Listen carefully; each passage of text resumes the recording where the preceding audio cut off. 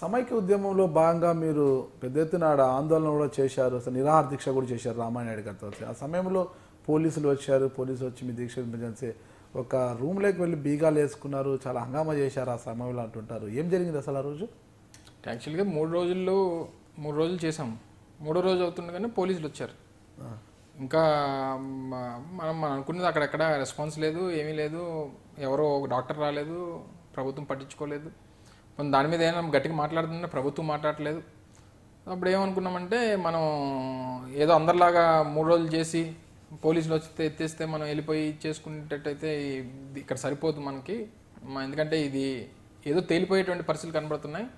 ఈ టైంలో మనం దీన్ని పీక్ తీసుకెళ్ళకపోతే ఇబ్బంది అవుతుంది అనేటువంటి ఆలోచనతో పార్టీ కార్యాలయంలోకి వెళ్ళి గడపెట్టుకొని లోపల కూర్చున్నా ఎవరిని రావడానికి వీల్లేదు, ఎవరిని వస్తే ఇది అవుతుందని చెప్పి రామానాయుడు గారు ఏం చేశారంటే పెట్రోల్ బాటిల్ అది తెప్పించి ఆయన ముందు పెట్టుకున్నాడు. పెట్టుకున్న తర్వాత అది 2 రోజులు అయింది. 3వ రోజు 6వ రోజు అయిపోయింది. 6వ రోజు వచ్చిన తర్వాత ఇంకా పార్టీ లీడర్స్ పార్టీ వీళ్ళే అందరూ వచ్చేప్పుడు తలుపులో ఏరియా కొట్టేసి తీసుకొని ఆయనకి అప్పటికే టైఫాయిడ్ అది అన్నీ ఇదైపోతున్నాయి. కానీ ప్రభుత్వం ఎటువంటి స్పందన లేదు. స్పందన ఉంటే పోనీ ఏదన్నా నెగోషియేషన్కి వచ్చినా, ఏదైనా మాట్లాడినా, లేకపోతే ఫైట్ చేస్తామని చెప్పినా, ఏం చేసినా ఆ రోజు పరిస్థితి లేదు. కాబట్టి ఇంక నాకు తెలిసి ఆ రోజు అప్పుడు ఉన్నటువంటి ప్రభుత్వం చేతిలో కూడా ఏం లేదు.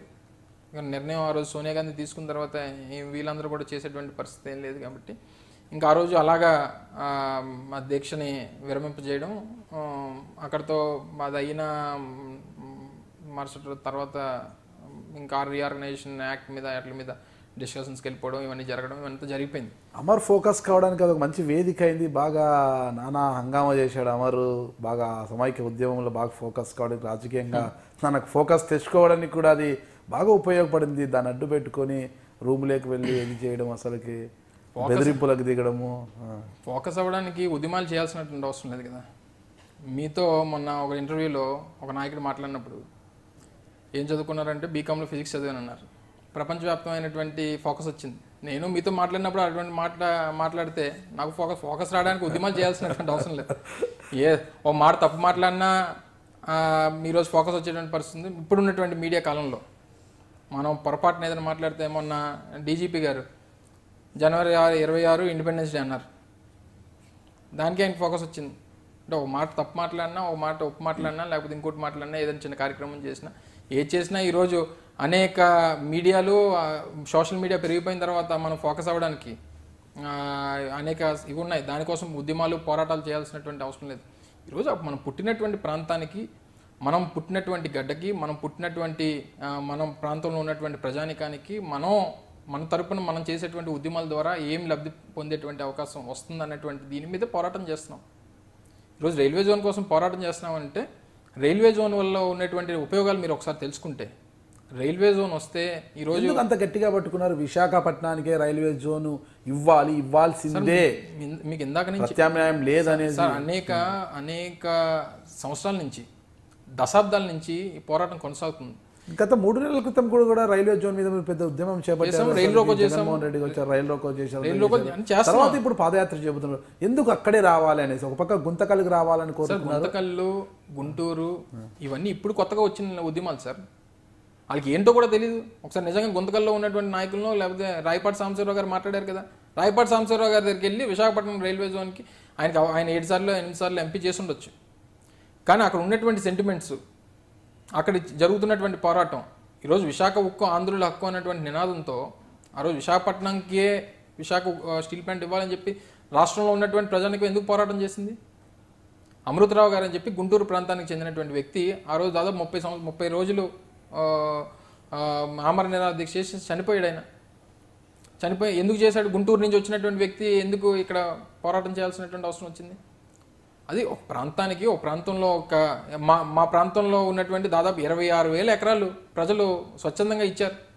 స్టీల్ ప్లాంట్ వస్తే ఈ రాష్ట్రానికి, ఈ ప్రాంతానికి ఉపయోగపడుతుంది, మన వాళ్ళకి ఉద్యోగాలు వస్తాయి, మన ప్రాంతం అభివృద్ధి చెందుతుంది అన్నటువంటి ఆలోచనతో స్వచ్ఛందంగా 26,000 ఎకరాలు భూమి ఇచ్చారు. స్టీల్ ప్లాంట్ కోసం 26,000 ఎకరాలు ఇచ్చారు. అప్పుడు 26,000 ఎకరాలు ఇచ్చారు. అంటే 4-5 గ్రామాలు పోయినాయి. రైతులా, గవర్నమెంట్ భూమి? రైతులు కొంత అక్కడక్కడ గవర్నమెంట్ ల్యాండ్ ఉంటే ఉండొచ్చు. రైతులే చాలా గ్రామాల్లో పెద్ద పెద్ద అప్పుడు పూర్వం సమితులు ఉండేవి కదా, సమితుల్లో పెద్ద పంచాయతీలు ఇవన్నీ చాలా మంది స్వచ్ఛందంగా వచ్చి ఇవ్వడం, ప్రాంతం అభివృద్ధి చెందుతుందని. వస్తే ఉద్యోగాలు వస్తాయి, మన పిల్లలకు భవిష్యత్తు ఉంటుంది, ఇవన్నీ ఎక్కడికో వెళ్ళాల్సిన పని లేదు, ఇక్కడ ఉద్యోగాలు వస్తాయనేటువంటి ఆలోచన చేశారు పెద్దలందరూ, పోరాటం చేశారు, సాధించుకున్నారు. ఈరోజు ఇక్కడ అడుగుతున్నారు, గుంటూరు నేను గల్లా జయదేవ్ అంటున్నారు, ఒక బాధ్యతాయుతమైనటువంటి పదవిలో ఉన్నారు ఆయన, మొదటిసారి పార్లమెంట్ సభ్యులు. ముందు ఆంధ్ర రాష్ట్రానికి జోన్ ఇచ్చేయండి, తర్వాత మేము అక్కడి నుంచి విశాఖపట్నం మార్చుకుంటామని చెప్పి చెప్తున్నారు స్టేట్మెంట్. అంటే ఏమనుకోవాలి, బాగా చదువుకున్నటువంటి వ్యక్తిలో ఉన్నారు ఆయన, ఆయన తెలుగు కూడా బాగా మాట్లాడలేరు, అంత పెద్ద చదువుకున్నారు ఆయన.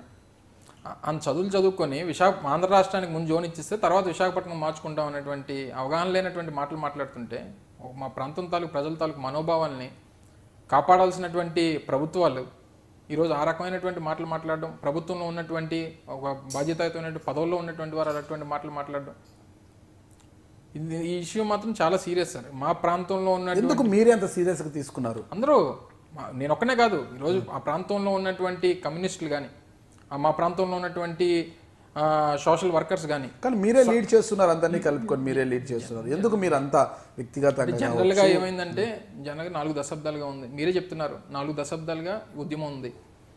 నేను గత సంవత్సరం చేసినటువంటి దీక్షతో ఒక రకమైనటువంటి ఫోకస్ వచ్చింది సబ్జెక్ట్కి. ఎందుకు వచ్చింది? గతంలో చేసినటువంటి పోరాటాలు వేరు, చట్టం అయిన తర్వాత చేసినటువంటి పోరాటాలు వేరు. అప్పటి వరకు మా డిమాండ్ అది, చేయాలి అని చెప్పి మేము అడుగుతున్నాం, చేసుకోండి అని చెప్పి ఆ రోజు ఉన్నటువంటి ప్రభుత్వం హక్కుగా మాకు రాసిచ్చింది. హక్కు కోసం పోరాటం చేసేటువంటి పరిస్థితి వచ్చింది. హక్కు కోసం పోరాటం చేసేటువంటి పరిస్థితి వచ్చినప్పుడు ఆ రోజు అప్పుడు జరిగేటువంటి ఏ ఉద్యమానికైనా తప్పకుండా ఫోకస్ ఉంటుంది. సో అటువంటి పరిస్థితుల్లో మేము చేసినటువంటి ఉద్యమం నేను టేకప్ చేశాం. పార్టీ జగన్మోహన్ రెడ్డి గారి సారథ్యంలో, జగన్మోహన్ రెడ్డి గారి ఆ తాలూకు ప్రోత్సాహంతో ఆ పోరాటం, ఆయన ఏ రకంగా అయితే ప్రత్యేక హోదా కోసం పోరాటం చేస్తూ ఉన్నారో మేము కూడా రైల్వే జోన్ కోసం పోరాటం చేస్తున్నాం. చేసిన తర్వాత ఆ రోజు అన్ని రాజకీయ పార్టీలు, మీరు చెప్తే నమ్ముతారో, నేను దీక్ష చేస్తున్నప్పుడు రామోజీరావు గారి తోడళ్ళు డాల్ఫిన్ అప్పారావు గారు అని చెప్పి విశాఖపట్నంలో ఉంటారు. రామోజీరావు గారు స్వయం తోడళ్ళు ఆయన వచ్చి సంఘీభావం తెలియజేశాడు. అన్ని చాలామంది మా సోషల్ వర్కర్స్, నా ప్రాంతంలో ఉన్నటువంటి చాలామంది పెద్దలు, చదువుకున్నటువంటి వ్యక్తులు, రాజకీయాలకి సంబంధం లేనటువంటి వ్యక్తులు. సార్, రైల్వే జోన్ గుంటూరుకో గుంతకల్కో పోతే మీరు కొనుగోలు నష్టమేమంటారు?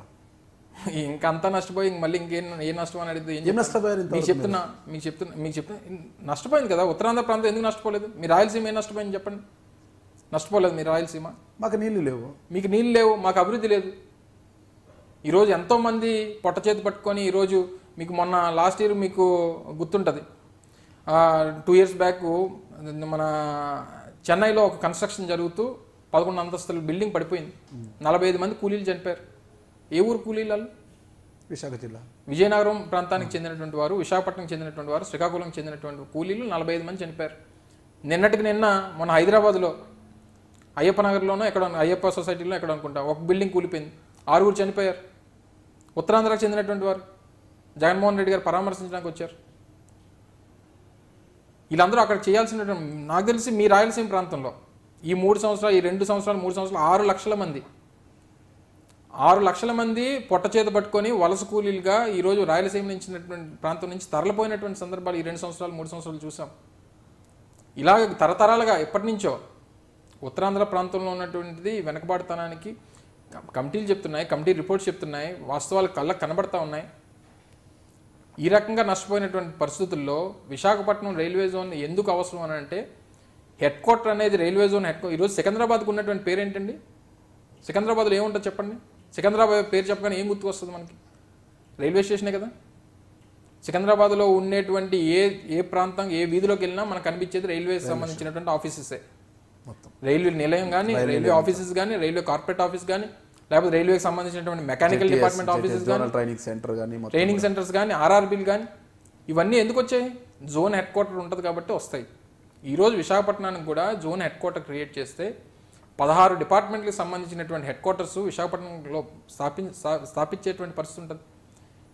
45,000 నుంచి 50,000 మంది ఆన్ రికార్డు ప్రత్యక్షమైనటువంటి ఉద్యోగాలు కల్పించేటువంటి అవకాశం ఉంటుంది. వచ్చేటువంటి ఆ డిపార్ట్మెంట్స్ వల్ల, వచ్చేటువంటి ఆ అవకాశాల వల్ల 1,00,000 మంది పరోక్షంగా జీవనం పొందేటువంటి అవకాశం ఉంటుంది. ప్రాంతాలు అభివృద్ధి చెందుతాయి.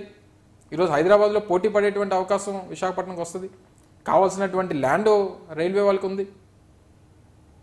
ఇవన్నీ మా ప్రాంతం నుంచి ఏ రకమైనటువంటి ఉపయోగం లేకపోతే మేము అడిగినా తప్పు. ఈరోజు మా ప్రాంతం నుంచి మా డివిజన్ పరిధిలోని దాదాపు 7,500 కోట్ల రూపాయలు ఆదాయాన్ని ఈరోజు ఈస్ట్ కోస్ట్కి ఇండియన్ రైల్వేస్కి ఇస్తున్నాం. ఈరోజు డబ్బు ఇస్తూ ఆదాయాన్ని కలిగిస్తున్నటువంటి డివిజన్ దేశంలోనే ప్రప్రథం. ముంబై ఏదైతే ప్యాసింజర్ పరంగా ఉన్నటువంటి ముంబై ప్యాసింజర్స్ దాంట్లో హైయెస్ట్ రెవెన్యూ ఇచ్చేటువంటి ప్రాంతం ముంబై స్టేషన్. హైయెస్ట్ గూడ్స్ పరంగా రెవెన్యూ ఇచ్చేటువంటి డివిజన్ ఏదన్నా ఉంటే వాల్టర్ డివిజన్ దేశంలో. మీరు చెక్ చేసుకోమనండి. ప్రతిష్టాత్మకమైనటువంటి కొత్త వలస కిరణ్ వాళ్ళు కేకే లైన్ అంటారు, మీకు ఐడియా ఉంటుంది. మేజర్ ఇన్కమ్ సోర్స్ అంతా కూడా కేకే లైనే. ఈరోజు అన్ని ఇన్కమ్ సోర్సు రైల్వేస్కి ఇస్తున్నటువంటి ప్రాంతం, ఇన్కమ్ సోర్స్ ఇస్తున్నటువంటి ప్రాంతం. మీకు కొన్ని సంఘటనలు మీకు చెప్తే ఎంత గుండె తరుక్కుపోద్దంటే, ఈరోజు పరీక్షలు రాయడానికి ఆర్ఆర్బి ఎగ్జామ్స్ రాయడానికి ఒరిస్సా భువనేశ్వర్ వెళ్తుంటే, ఒరిస్సా పరీక్ష ముందు రోజు మరుసటి రోజు పరీక్ష అయితే ఈరోజు ఎగ్జామ్ కోసం బయలుదేరితే ట్రైన్లో వెళ్తున్నటువంటి వ్యక్తుల్ని ఒరిస్సా వాళ్ళు ట్రైన్ నుంచి తోసేసినటువంటి ఘటనలు ఉన్నాయి. పరీక్షల కోసం వస్తున్నారని. అంటే మా ఉద్యోగాల కోసం వీళ్ళు వస్తున్నారు ఆంధ్ర రాష్ట్రం నుంచి. తెలుగు వాళ్ళు వచ్చి ఉద్యోగాలు పట్టుకెళ్ళిపోతున్నారు. తెలుగు వాళ్ళు వచ్చి మా తాలూకా ఆదాయాన్ని, మా తాలూకా భవిష్యత్తుని తీసుకుపోతున్నారు అనేటువంటి సందర్భాల్లో మొన్న ఒక సోదరుడు చెప్తా ఉన్నాడు, ఎగ్జామ్ కోసం ట్రైన్ దిగి ఆటో ఎక్కితే ఎక్కడికైనా ఆటో వాడు అడిగితే ఇలా పలానా ఎగ్జామ్ సెంటర్కి వెళ్ళాలి పరీక్ష రాయాలంటే ఎగ్జామ్ సెంటర్ నుంచి ఒక 50 కిలోమీటర్ల దూరంలో తీసుకుని వెళ్ళి ఆ కుర్రాన్ని దింపేశాడు. ఒక ఆటో వాడికి ఎగ్జామ్ అవసరం లేదు, వాడికి ఉద్యోగం అవసరం లేదు. కానీ నా ప్రాంతంలో ఉన్నటువంటి వ్యక్తి ప్రాంతీయ అభిమానంతో నా ప్రాంతంలో ఉన్నటువంటి యువకులకి ఉద్యోగాలు పోతాయి, వీళ్ళు వచ్చి పరీక్షలు రాస్తాయని చెప్పి ఆడి పరీక్ష ఒక దగ్గర అయితే ఆడికి దానికి ఆపోజిట్ డైరెక్షన్లో ఒక 50 కిలోమీటర్ల దూరం తీసుకుని వెళ్ళిపోయి ఆ కుర్రాడిని వదిలేస్తే భవిష్యత్ ఏంటి? ఈరోజు మన తాలూకు ఆత్మగౌరవం దెబ్బతినట్లేదా? ఈరోజు అందుకనే రేపు పెట్టబోయేటువంటి పాదయాత్రకు కూడా నేను ఆత్మగౌరవ యాత్ర అనే పేరు పెట్టుకున్నా. తెలుగువాడి తాలూకు ఆత్మగౌరవం, మన తాలూకు భవిష్యత్తు. ఈరోజు ఈ రాష్ట్ర ముఖ్యమంత్రి మన తాలూకు ఆత్మగౌరవాన్ని, మన భవిష్యత్తుని, మన తాలూకా ఈ ప్రాంతాల తాలూకు అభివృద్ధిని మొత్తం అంతా కూడా ఈరోజు కేంద్రంలో తాకట్టు పెట్టేశాడు. నేను మీ గుడివాడ అమర్నాథ్, వైఎస్ఆర్ కాంగ్రెస్ పార్టీ విశాఖపట్నం జిల్లా అధ్యక్షుడిని. మీరు చూస్తున్నారు ఐ డ్రీమ్ న్యూస్.